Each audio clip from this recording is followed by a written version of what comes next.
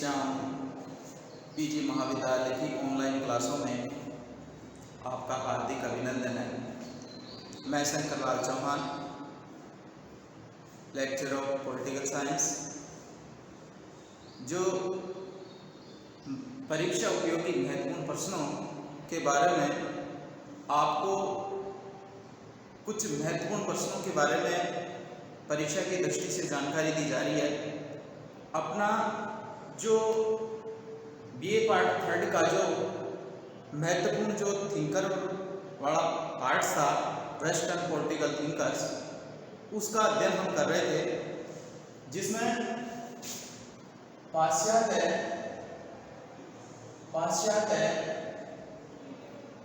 राजनीतिक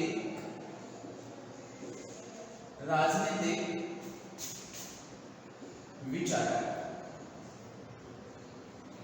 पाश्चात्य राजनीतिक विचारक और पाश्चात्य राजनीतिक विचारकों के अंतर्गत हम प्लेटो का अध्ययन कर चुके थे। और प्लेटो का अध्ययन एक आदर्शवादी दार्शनिक के रूप में हमने अध्ययन किया। प्लेटो राजनीति को एक दर्शन के रूप में, एक विशेष नीति शास्त्र की व्याख्या के रूप में इसकी श्रेष्ठता को स्पष्ट करते हैं। हमने पूर्व के अध्ययन में प्लेटो के दर्शन के अंतर्गत राज्य का, उसका आदर्श राज्य, न्याय, शिक्षा आदि के बारे में विशेष जानकारी प्राप्त की थी। हमने देखा था कि जो पाश्चात्य, जो पश्चिमी राजनीतिक विचारक हैं, और पश्चिमी राजनीतिक विचारकों में हम यूनानी, जिसको अंग्रेजी में कहते हैं ग्रीक थॉट के रूप में भी जाना जा रहा है। और इसके अंतर्गत हमने पहले अध्ययन किया था कि जो यूनान के अंतर्गत जो राजनीतिक विचारकों की जो एक श्रृंखला है, उसके अंतर्गत हमने सबसे पहले सुकरात, उसके बाद प्लेटो और अरस्तु। ये गुरु शिष्य की वह महान परंपरा है जिस परंपरा के कारण राजनीति को एक नई दिशा प्रदान की गई। देखिए, एक जो सुकरात है, यूनान के अंतर्गत गुरु शिष्य की ये जो श्रृंखला है कि सुकरात ने अपने शिष्य प्लेटो का दर्शन, सुकरात ने जो कह दिया है, ज्ञान दिया है कि उसने सद्गुण ही न्याय, इस सद्गुण ही न्याय की श्रेष्ठता को इन्होंने अपने शब्दों में पूरी तरह से प्लेटो ने सिद्ध किया, और प्लेटो की बातों को अरस्तु ने किया। सुकरात ने एक बीज के रूप में, प्लेटो ने एक पेड़ के रूप में, और अरस्तु ने राजनीति के फल के रूप में उसे क्या किया है, उसे उपलब्ध कराया है। इसका मतलब है कि सुकरात ने आदर्शात्मक और नैतिक न्याय को शुरू में प्रस्तुत किया। उसके बाद में प्लेटो ने उसको क्या किया, उसी विचारों को केवल आदर्शात्मक के लिए, राज्य के लिए एक कल्पना के रूप में लागू किया, और अरस्तु को उन्होंने क्या किया, यथार्थ के रूप में लागू किया। इसलिए प्लेटो को राजनीतिक दर्शन का जनक कहते हैं, और अरस्तु को राजनीति विज्ञान का जनक कहते हैं। महत्वपूर्ण प्रश्न यह है कि प्लेटो, सुकरात ने जिन विचारों को क्या किया है, एक कल्पना के रूप में निर्मित किया है, प्लेटो ने उसे आदर्शात्मक और नैतिकता के रूप में उसे क्या किया है, राज्य के रूप में लागू किया है, और अरस्तु ने उसको यथार्थ के रूप में लागू करने की कोशिश की है। तो इस प्रकार ये जो यूनानी राजनीतिक विचारक हैं, यूनानी राजनीतिक विचारक हैं, इन यूनानी राजनीतिक के अंतर्गत अपने जो सिलेबस के अंतर्गत प्लेटो और अरस्तु है, और प्लेटो और अरस्तु के अंतर्गत जो हमने प्लेटो का अध्ययन किया और फिर ये प्लेटो की जो मुख्य बातें हमने देखी थी कि प्लेटो ने मुख्य रूप से आदर्श कल्पना को राज्य के रूप में चाहिए के अर्थ में लागू किया, इसको चाहिए के अर्थ में रूप में लागू किया। और अरस्तु ने इस आदर्श को यथार्थ रूप से, इसलिए इसकी जो पद्धति हुई, इस पद्धति को हम निगमनात्मक के नाम से जानते हैं। और इसी के अनुसार अरस्तु ने अपने इस पद्धति को, जिसने सरल से इसको आदर्शवाद,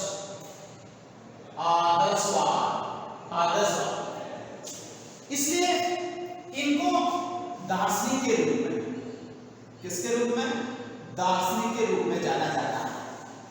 इन्होंने जो दर्शन प्रस्तुत किया है, इसलिए इसको राजनीतिक दार्शनिक के रूप में प्रस्तुत किया गया है। और इस जो अरस्तु ने जो अपनी जो विचारधारा प्रस्तुत की है, जो इनके अंतर्गत जो पद्धति की, ये पद्धति उसकी आगमनात्मक पद्धति है।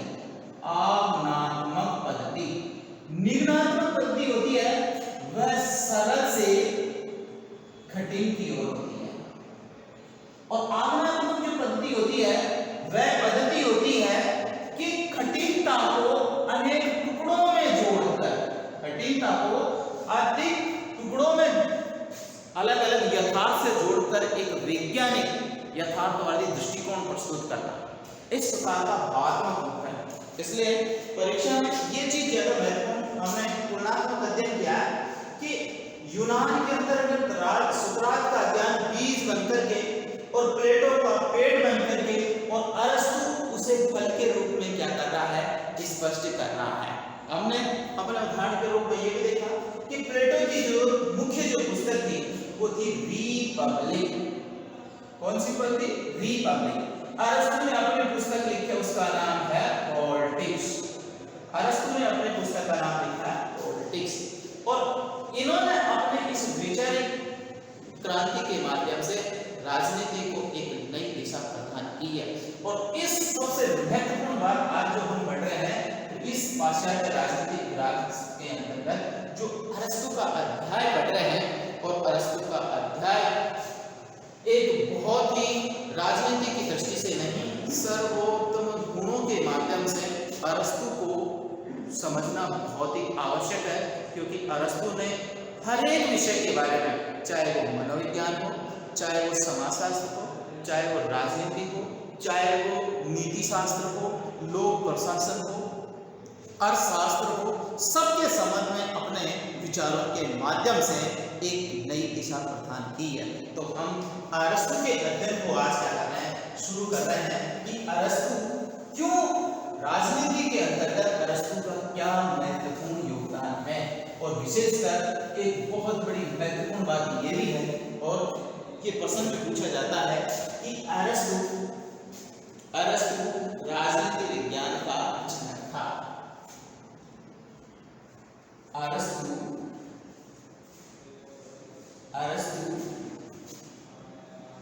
राजनीति विज्ञान का जनक।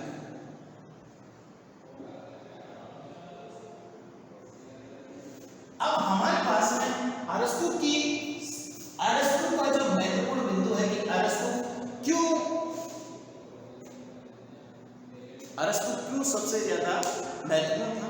आज अरस्तु के अध्ययन के लिए क्यों ज्यादा से ज्यादा महत्वपूर्ण है, इसलिए किसी भी, चाहे कोई भी प्रतियोगिता परीक्षा हो, उस प्रतियोगिता परीक्षा के अंतर्गत अरस्तु के बारे में विशेष कर पूछा जाता है।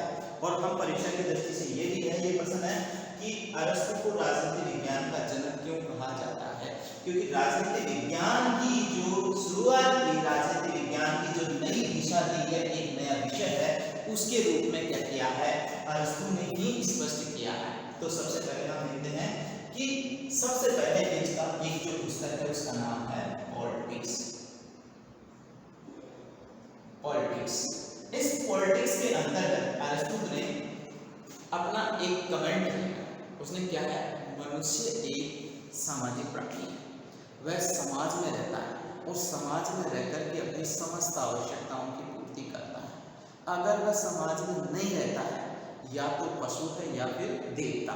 तो ये जो कमेंट है, इससे उसकी शुरुआत करते हैं कि राजनीति विज्ञान के जनक के रूप में इसकी सबसे पहले शुरुआत हम इसमें कि मनुष्य, व्यक्ति, अरस्तु ने कहा व्यक्ति, मानव एक सामाजिक प्राणी है। अब मानव कहें, व्यक्ति कहें, बात एक ही। मानव एक सामाजिक प्राणी है, वह समाज में रहता है और समाज में रहकर के अपनी समस्त आवश्यकताओं की पूर्ति करता है। अगर वो समाज में नहीं रहता तो या तो पशु है या फिर देवता। तो मानव एक सामाजिक प्राणी है। तो यहां पर एक तो मानव, जिसको हम यहां पर एक तो ये बात और दूसरी सामाजिक, पहली बार ये कथन कहा, तो इसका मतलब है समाज। इसका मतलब है कि राजनीति को व्यक्ति और समाज का जो अध्ययन है वो जोड़ने वाला सर्वप्रथम विचारक अरस्तु था।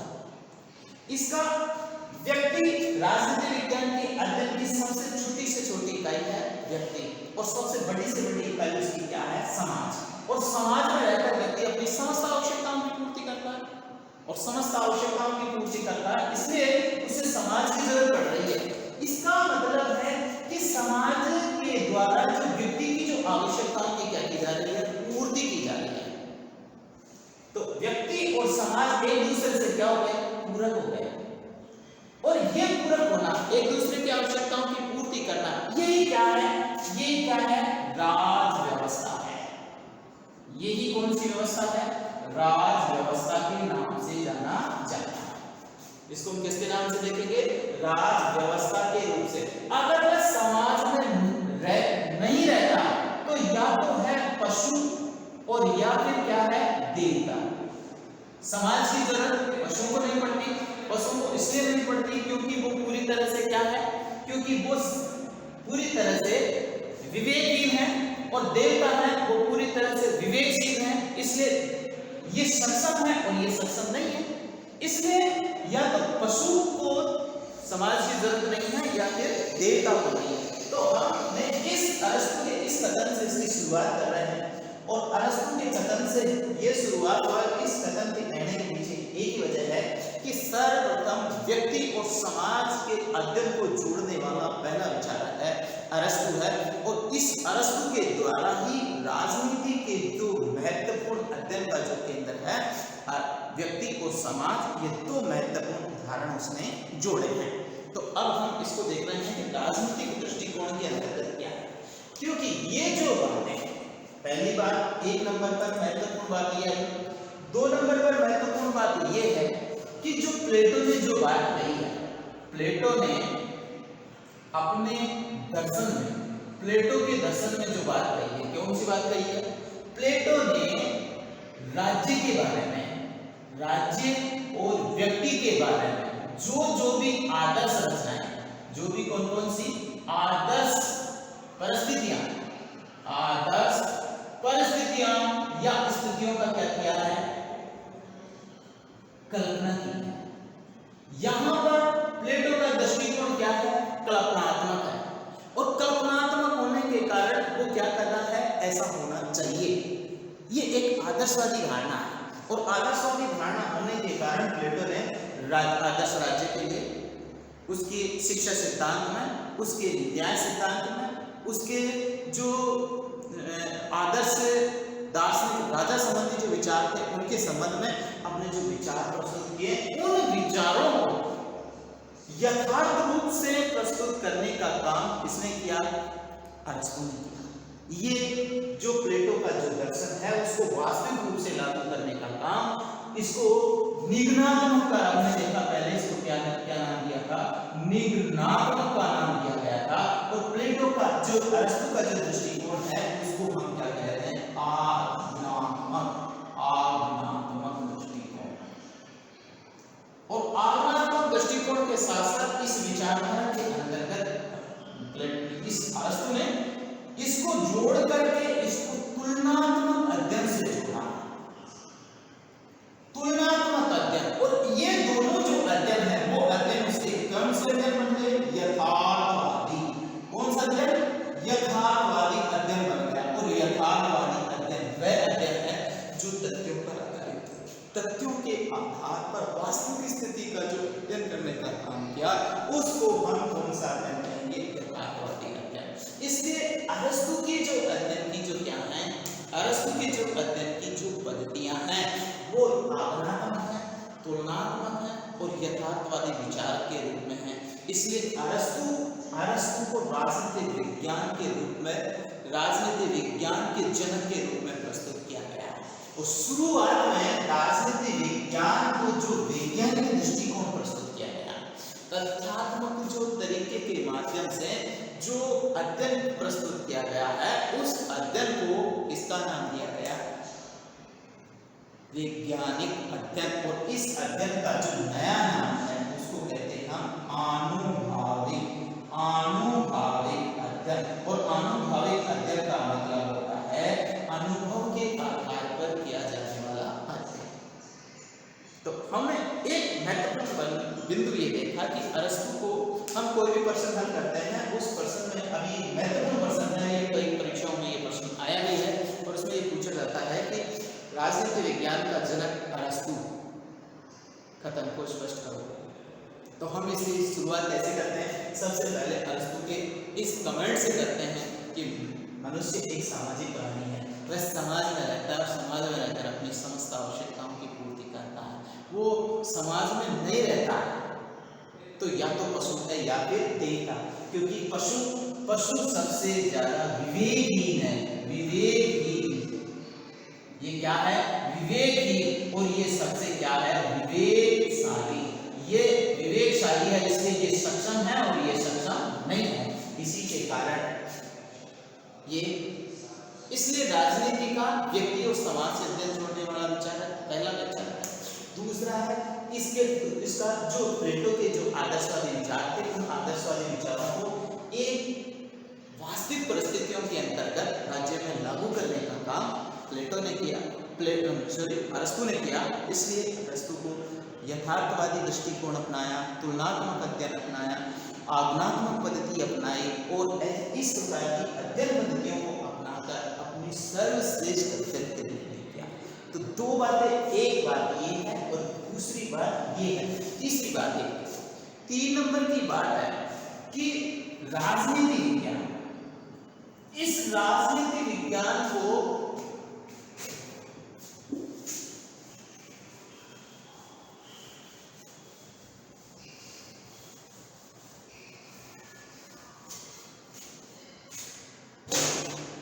राजनीतिक विज्ञान किस विषय का है? सामाजिक विज्ञान। सामाजिक विज्ञान, सामाजिक विज्ञान की एक स्वतंत्र शाखा।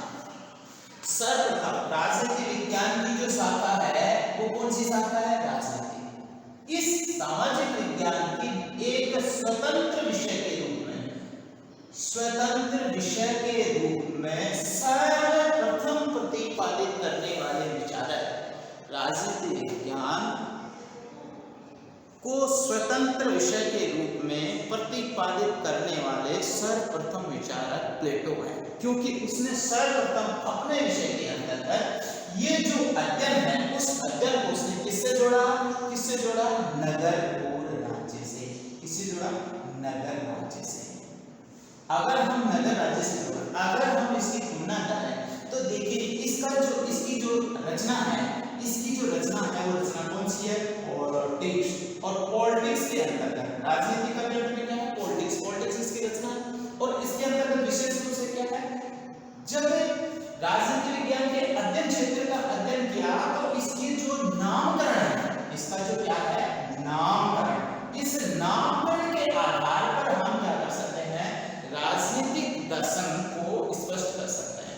इसमें देखिए राजनीति की उत्पत्ति अंग्रेजी के कौन से शब्द से हुई है? पॉलिटिकल से।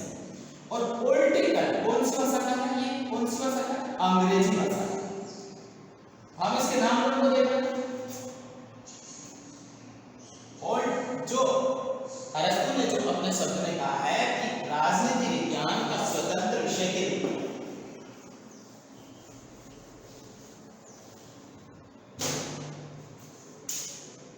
नामकरण के संबंध में, इसके नामकरण के संबंध में क्या है कि राजनीति विज्ञान। अब राजनीति विज्ञान को अंग्रेजी में हम कहते हैं पॉलिटिकल। ये पॉलिटिकल है वो कौन से शब्द से बना है? पोलिस, POLIS, पोलिस शब्द से बना है। और पोलिस शब्द यूनान में किसके अंतर्गत? नगर राज्य के लिए स्पष्ट किया। अब शुरुआत के अंतर्गत इसका जो नगर राज्य के अंतर्गत इसको वर्णन किया गया है, तो धीरे धीरे नगर राज्य शब्द पोलिस समय के साथ साथ इसको किसका नाम दिया गया? पॉलिटिकल नाम दिया गया। और पॉलिटिकल नाम किससे जुड़ा है? नगर राज्य। और उसको किससे पहले किससे जोड़ा जा रहा है? समाज से। पहले ये किससे? समाजशास्त्र से जुड़ा। और समाजशास्त्र का अध्ययन सर्वप्रथम किसने जोड़ दिया? अरस्तु ने दिया। इसलिए इन एक नवीन स्वतंत्र विषय के रूप में, सामाजिक विज्ञान की एक नवीन शाखा के रूप में राजनीति विज्ञान का प्रतिपादन करने वाले विचारक हैं, वो कौन है? अरस्तु हैं। इसलिए अरस्तु राजनीति विज्ञान के जनक हैं। आइए हम और भी ऐसे महत्वपूर्ण बिंदु देखते हैं जिसके माध्यम से हम ये स्पष्ट करेंगे कि किस वजह से प्लेटो को अरस्तु को राजनीति विज्ञान का जनक माना जाता है। तो सबसे पहले है विषय के प्रति वैज्ञानिक दृष्टिकोण। इसका देखा हमने विषय के प्रति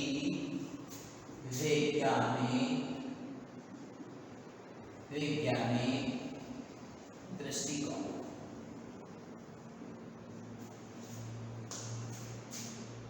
देखिए अरस्तु को राजनीति विज्ञान का जनक कहने के पहले हमने उसकी प्रस्तावना में सब कुछ ये देखा कि प्लेटो की जो बातें सीखी है अरस्तु ने, उस अरस्तु ने जो जानकारी प्राप्त करके अपने नवीन स्वतंत्र विषय के रूप में जो प्रतिपादन किया है, उस प्रतिपादन में किस किस का संबंध है कि आपने देखा कि अरस्तु एक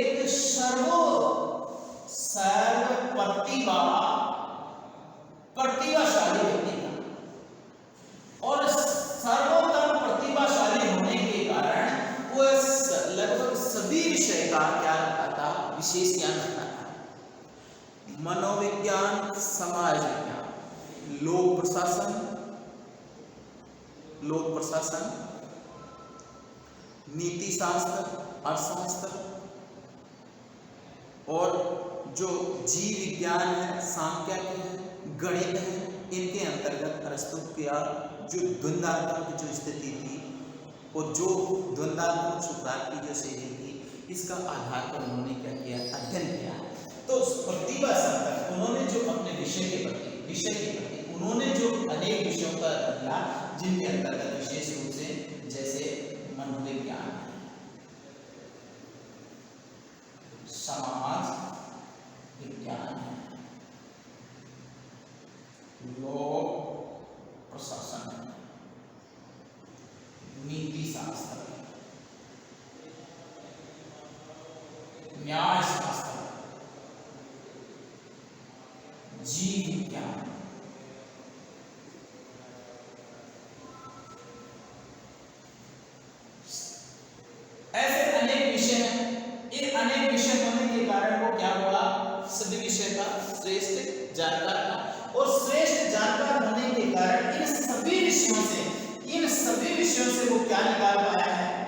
सभी विषयों से वो राजनीतिक तथ्यों को, कौन से तथ्यों को, राजनीतिक तथ्यों को प्राप्त कर, राजनीतिक तथ्यों को प्राप्त करके उन्होंने एक नए विषय का, स्वतंत्र विषय का प्रतिपादन किया, जिसका नाम उसने क्या दिया, राजनीति। इसका मतलब अरस्तु ने जो इन विषयों के प्रति, जो जीव विज्ञान है, मनोविज्ञान है, समाज विज्ञान है, लोक प्रशासन है, भूगोल है, इतिहास है, इन सब विषयों से क्या किया, तथ्य प्राप्त किए। और तथ्य प्राप्त करने के कारण वो क्या किया कि इस को राजनीति की जो विषय वस्तु है, इस विषय वस्तु को किससे जोड़ करके देख रहा है, किससे जोड़ रहा है, तथ्य से जोड़ रहा है। इसलिए राजनीति का जो अध्ययन था, इसका जो अध्ययन क्षेत्र है, राजनीति का जो क्या है, अध्ययन क्षेत्र है, वो अध्ययन क्षेत्र क्या हो गया, यथार्थवादी है। कैसा अध्ययन हो गया, यथार्थवादी। और ये जो अध्ययन हुआ, इस अध्ययन को किसका नाम दिया, आनुभाविक अध्ययन। इस अध्ययन को किसका अध्ययन दिया नाम, आनुभाविक अध्ययन का नाम दिया। और ये जो एक विषय को लेकर जो राजनीति में, जैसे राजनीतिक जो संस्थाएं हैं, राजनीतिक संस्था है, राजनीतिक व्यवस्थाएं और प्रणालियां हैं, इनका इन सबसे जोड़ करके क्या करना है, तुलनात्मक अध्ययन है। तो उसका जो अध्ययन है, अरस्तु का जो अध्ययन है, वो अध्ययन कौन सा हो गया, तुलनात्मक अध्ययन हो गया, यथार्थवादी अध्ययन हो गया और आनुभाविक अध्ययन हो गया। तो ये जो अध्ययन की जो क्या है, वैज्ञानिक पद्धतियां हैं, वो वैज्ञानिक पद्धतियां राजनीति के विषय के रूप में क्या किया, अध्ययन किया। और तुलनात्मक अध्ययन में उन्होंने 158 संविधानों का अध्ययन किया और इस अध्ययन करके उन्होंने निष्कर्ष के रूप में क्या किया है, एक लोकतंत्रात्मक प्रतिनिधित्व शासन प्रणाली को श्रेष्ठ शासन प्रणालियों के अंतर्गत माना है। तो इस प्रकार का जो अध्ययन है, ये अध्ययन विषय के प्रति वैज्ञानिक दृष्टिकोण प्रस्तुत करता है। तो अरस्तु एक ऐसा विचारक था जिन्होंने राजनीति विज्ञान को एक स्वतंत्र विज्ञान में प्रतिपादित ही नहीं किया, बल्कि एक यथार्थवादी और आदर्शवादी के साथ यथार्थवादी अनुभविक अध्ययन कर एक वैज्ञानिक अध्ययन की ओर जोड़ दिया, जो तथ्यात्मक अध्ययन था। और ये तथ्यात्मक अध्ययन राजनीति को एक नई दिशा प्रदान करता है और ये सर्वप्रथम काम करने का कार्य अरस्तु के द्वारा किया गया। तो इस प्रकार हम कह सकते हैं कि राजनीति विज्ञान का जो यथार्थवादी, जो तुलनात्मक और विषय वस्तु के प्रति जो सर्व प्रतिभा संपन्न जो व्यक्तित्व है और इतिहास के वो जानकार हैं, इसकी वजह से उनको राजनीति विज्ञान की जनक की उपाधि दी गई है।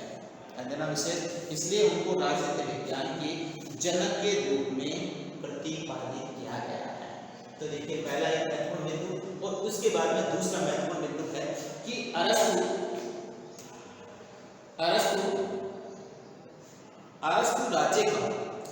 राज्य का जो सिद्धांत है, राज्य का जो सर्वप्रथम जो सिद्धांत है,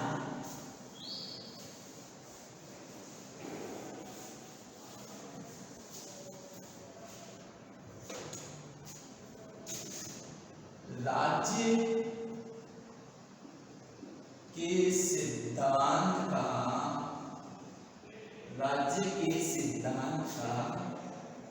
क्रमबद्ध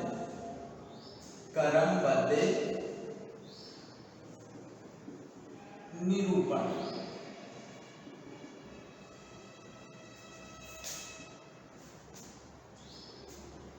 राजनीति विज्ञान की सबसे सर्वोच्च इकाई है राज्य। अभी हमने इनके अध्ययन से इस प्रकार स्पष्ट किया कि राजनीति विज्ञान की सबसे बड़ी से बड़ी इकाई है राज्य और सबसे छोटी से छोटी इकाई है व्यक्ति। और इन दोनों का जो अध्ययन करता है उसको हम क्या कहते हैं, राजनीति। व्यक्ति और राज्य की समस्त क्रियाओं का जो अध्ययन कर रहा है, उस अध्ययन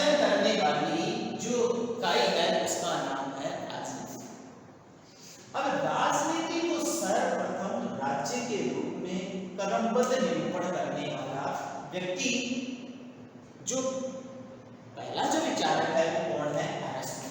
ये इस राज्य को पहले किसके रूप में? समाज के रूप में प्रतिपादित किया।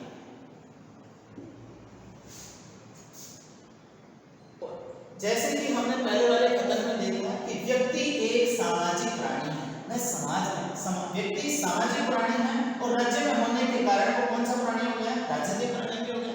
इसका मतलब एक व्यक्ति सामाजिक प्राणी के साथ साथ राजनीतिक प्राणी भी है। व्यक्ति सामाजिक प्राणी होने के साथ साथ एक राजनीतिक प्राणी भी है। इसका मतलब उसका संबंध जितना समाज से है उतना ही संबंध किससे है? राज्य से भी है। और इस राज्य से होने के कारण उन्होंने जो क्रमबद्ध रूप से वर्गीकरण किया, वो वर्गीकरण तय किया कि सर्वप्रथम व्यक्ति है। व्यक्ति अपनी आवश्यकताएं किससे कर रहा है? परिवार से। परिवारों का जो समूह है वो क्या बन रहा है? समाज। समाजों का जो समूह है वो क्या बन रहा है? राज्य। इस प्रकार राज्य क्या है?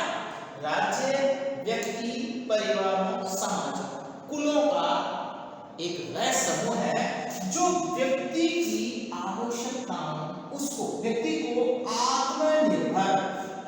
क्या बनाता है? आत्मनिर्भर बनाने का कार्य करता है। व्यक्तियों का, परिवारों का, समाजों का, कुलों का वह समूह है जो व्यक्तियों को क्या बनाए? आत्मनिर्भर बनाने वाले संघ है। उसका नाम ही क्या है? राज्य है। तो इसका मतलब है एक क्रमबद्ध निरूपण हो गया। व्यक्ति है, परिवार है, समाज है और फिर उसके बाद में क्या है? राज्य है। तो ये एक प्रकार से क्या बन गया? क्रमबद्ध निरूपण बन गया।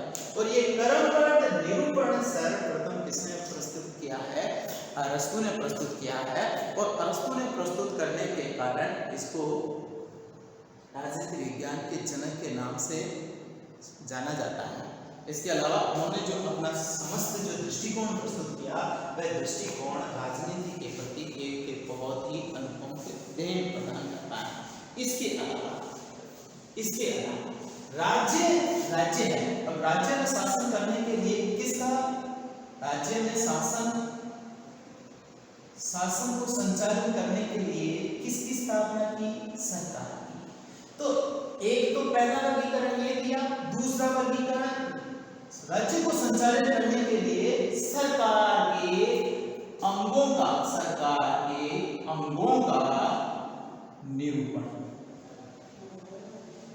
निरूपण सर्वप्रथम किसने किया? अरस्तु ने किया। अरस्तु ने कैसे किया? कि सरकार के अंतर्गत विधायी कार्यों को संचालित करने के लिए, दूसरे कार्य क्या है? प्रशासनिक कार्य संचालित करने के लिए, और तीसरे कार्य क्या है? न्यायिक कार्य संचालित करने के लिए। इसलिए तीन प्रकार से उनके कार्यों का बंटवारा किया है। और इन कार्यों के बंटवारे करने के लिए, कानून निर्माण करने के लिए, प्रशासन के कार्य संचालन करने के लिए, न्याय करने के लिए, इस प्रकार आगे जाकर के यही सरकार के तीन अंग बन गए, जिसको एक हम क्या कहेंगे? विधायिका। इसको किसके नाम से जानेंगे? विधायिका। और दूसरा किसके नाम से जानेंगे? प्रशासनिक को कार्यपालिका। और ये क्या होगी? न्यायपालिका। इसका मतलब है कि सरकार के तीनों अंगों का निरूपण सबसे पहले किसने किया है? अरस्तु ने किया है। इसका मतलब है कि जैसे पहले असेंबली है, उसके बाद में उसने असेंबली है, लेजिस्लेटरी है और जुडिशरी है। तो इस प्रकार के अंगों का जो आगे चल करके शक्ति पृथक्करण सिद्धांत, कौन सा सिद्धांत होगा? शक्ति पृथक्करण सिद्धांत की विवेचना करता है। और ये आगे जाकर के शासन की शक्तियों का क्या करता है? अलग अलग भागों में विभाजित करता है। और ये शासन के स्वरूप के निर्धारण करने में महत्वपूर्ण योगदान करता है। तो इसका मतलब है व्यक्ति के बारे में, समाज के बारे में, राज्य के बारे में, सरकार के बारे में समस्त निरूपण। यहाँ पर देखिए क्या क्या है? यहाँ पर राज्य है, व्यक्ति। यहाँ पहले व्यक्ति को आत्मनिर्भर बनाने के लिए किसकी आवश्यकता है? राज्य की। जिसको हम किसका नाम दे रहे हैं? अरस्तु किसका नाम दिया? समाज लेकिन आज वर्तमान में इसको किसके नाम से जाना जा रहा है? राज्य के नाम से। इसको संचालन करने के लिए किसकी आवश्यकता पड़ रही है? सरकार की। इसका मतलब है कि व्यक्ति को आत्मनिर्भर बनाने के लिए राज्य और सरकार की कार्य प्रणाली का, उसके बारे में जो विवेचन करने वाले जो क्या है, अनेक प्रकार के जो अंग हैं, शक्तियां हैं, उनके प्रारूप हैं, उनकी सबसे पहले कल्पना अरस्तु ने की है। इसलिए अरस्तु को राजनीति विज्ञान के जनक के नाम से जाना जाता है। आई बात समझ में? इसके अलावा हम ये बताएं कि जहां पर समाज, राज्य और सरकार है और उसके साथ साथ में विधि का शासन, विधि के शासन, ये जो शब्द है इसका जो प्रतिपादक है, सर्वप्रथम प्रतिपादक इसका अरस्तु है। विधि के शासन की प्रणेता मतलब कानून की, विधि का शासन या कहें कानून की सर्वोच्चता। विधि का शासन होगा उसको हम दूसरे शब्दों में क्या कहेंगे? कानून की सर्वोच्चता का प्रतिपादन। ये प्रतिपादन करने वाले पहले विचारक अरस्तु हैं। देखिए हमने प्लेटो का दर्शन पढ़ा था और प्लेटो ने अपनी पुस्तक लिखी थी द लाज। इस द लाज के अंतर्गत उसने विधि के शासन का प्रतिपादन किया। इस विधि के शासन का जो प्रतिपादन किया था, इससे पहले उन्होंने अपनी जो पुस्तक लिखी थी उसका नाम था रिपब्लिक, और रिपब्लिक के अंतर्गत उसने क्या दिया था? न्याय सिद्धांत दिया था। और इस न्याय सिद्धांत के अंतर्गत उसने सबसे महत्वपूर्ण बात किसको मानी? न्याय के अंतर्गत आत्मा के गुण को माना।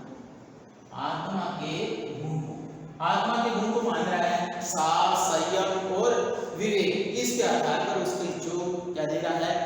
अवसर उपलब्ध कर रहा है। जबकि विधि के शासन में अरस्तु ने अपने जो अपना जो अध्ययन किया, उसने जो अपनी पुस्तक लिखी है पॉलिटिक्स, अपनी जो पुस्तक लिखी है पॉलिटिक्स, इस पॉलिटिक्स के अंतर्गत विधि के शासन का प्रतिपादन किया है और विधि के शासन का प्रतिपादन करके कानून की सर्वोच्चता को स्पष्ट किया है। जो व्यक्ति की, कानून की, इसका मतलब है व्यक्ति की, इस व्यक्ति की योग्यता और क्षमता, योग्यता व क्षमता के आधार पर, व्यक्ति की योग्यता और क्षमता के आधार पर उसे क्या उपलब्ध कराना? अवसर उपलब्ध कराना। ये अवसर उपलब्ध कराना, ये क्या है?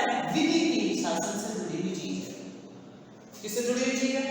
विधि के शासन से जुड़ी हुई है। इसलिए जो अरस्तु ने जो न्याय सिद्धांत दिया है, उस न्याय सिद्धांत के अंतर्गत व्यक्ति की योग्यता और क्षमता के आधार पर अवसर उपलब्ध कराना और अवसर उपलब्ध करा करके उसको उसके सर्वांगीण विकास में कर देना, योगदान देना। ये योगदान देना ही विधि के शासन की सर्वोच्चता है। और विधि के शासन की सर्वोच्चता को किसके रूप में दे रहा है? राज्य, सरकार, शासन और सत्ता के रूप में इसको स्पष्ट किया गया। इस प्रकार विधि के शासन के अंतर्गत महत्वपूर्ण आधार प्रस्तुत करता है।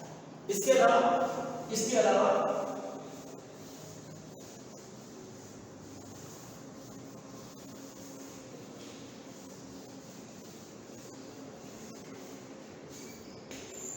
हम देखते हैं कि राजनीति विज्ञान, ये जो राजनीतिक संस्था है, राजनीतिक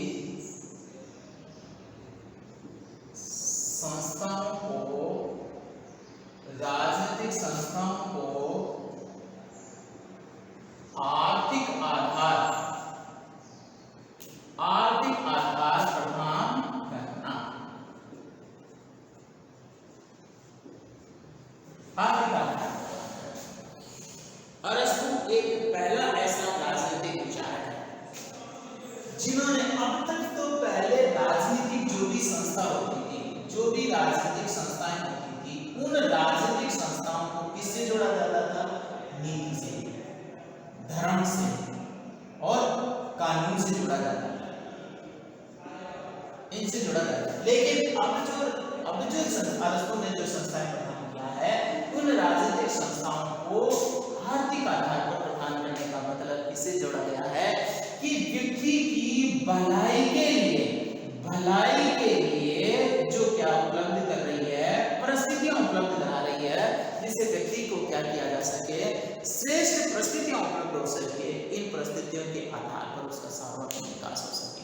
और इसी के आधार पर इसका क्या किया जा सकेगा, इसका जो आर्थिक आधार पर सभी व्यक्तियों की जो आवश्यकता है वो पूर्ति की जाएगी। और ये भलाई, ये जो आर्थिक जो आधार है उसके आधार पर जो संस्थाओं को प्रत्येक व्यक्ति की जो परिस्थितियों को वर्गीकरण किया गया है उसके आधार पर अवसर उपलब्ध कराना। जैसे उदाहरण के रूप से राजनीतिक संस्थाएं, विशेष रूप से कार्यपालिका। अब कार्यपालिका है, उस कार्यपालिका का प्रशासनिक संबंध प्रशासन संबंधी है और प्रशासन के अंतर्गत जिसे समानता का अवसर उपलब्ध कराना और सबको अपने जीवन स्तर ऊंचा करने के लिए आगे का अवसर प्रदान करना, ऐसी परिस्थितियां उपलब्ध कराने का पहला आधार प्रस्तुत किया है वो अरस्तु ने किया है। तो हमने जो अरस्तु का राजनीति विज्ञान में महत्वपूर्ण स्थान क्यों है, अरस्तु का राजनीति विज्ञान जनक कहने के पीछे क्या वजह है, अरस्तु को ऐसा राजनीति में उन्होंने ऐसा क्या योगदान दिया जिसकी वजह से अरस्तु का महत्वपूर्ण योगदान है, तो हम इन शब्दों से स्पष्ट कर सकते हैं कि अरस्तु को राजनीति विज्ञान जनक कहने के पीछे इसकी एक वजह न होकर के इसकी अनेक वजह हैं, जिसकी वजह से अरस्तु को क्या कहते हैं, राजनीति विज्ञान का जनक कहते हैं। और इस जनक में विशेषकर हम देखेंगे विषय के प्रति वैज्ञानिक दृष्टिकोण प्रस्तुत करना, राज्य का क्रमबद्ध रूप से निरूपण करना, सरकार के अंगों का क्या करना, प्रतिपादन करना, विषय के प्रति वैज्ञानिक अध्ययन प्रस्तुत करने के कारण जो आनुभाविक, तुलनात्मक, यथार्थवादी ये जो अध्ययन पद्धतियाँ हैं, ये अध्ययन पद्धतियाँ भी बड़ी महत्वपूर्ण रही हैं। साथ साथ है कानून के शासन में, कानून की जिस राष्ट्रात्मक शासन में कानून का शासन है, उस कानून का शासन दे करके उन्होंने लोकतंत्र के प्रतिनिधित्वात्मक शासन का क्या किया है, एक नई दिशा प्रदान की है। तो इस प्रकार हमने यह किया कि आज एक महत्वपूर्ण बिंदु ये देखा, अरस्तु को पढ़ने से पहले हमने ये पढ़ा कि अरस्तु को राजनीति विज्ञान में क्या योगदान है, अरस्तु को राजनीति विज्ञान का जनक क्यों कहते हैं। पहला प्रश्न ये बनता है आपका कि अरस्तु को राजनीति विज्ञान का जनक क्यों कहते हैं। ये छोटा भी प्रश्न है, बड़ा भी प्रश्न है। अरस्तु ने राजनीति विज्ञान में अपना क्या योगदान दिया, अरस्तु के अनुसार अरस्तु ने कौन कौन सी अध्ययन पद्धतियां अपनाई, ये इनकी सर्वमुखी प्रतिभा संपन्न व्यक्तित्व के गुणों का एक सबसे बड़ा आधार है। इसलिए ये जो पाश्चात्य राजनीति विचारक है उसमें अरस्तु के जो योगदान का अध्ययन किया। आगामी कक्षा में हम क्या करेंगे, आगामी कक्षा के अंतर्गत अब अरस्तु के जीवन परिचय से उनमें जो राजनीति में जैसे योगदान दिया है, उसने जो न्याय सिद्धांत दिया है, नागरिकता संबंधी है, दास संबंधी है, संपत्ति संबंधी है, वो विचारों का अध्ययन करेंगे। धन्यवाद। आप इसको परीक्षा की दृष्टि से बहुत ही ज़्यादा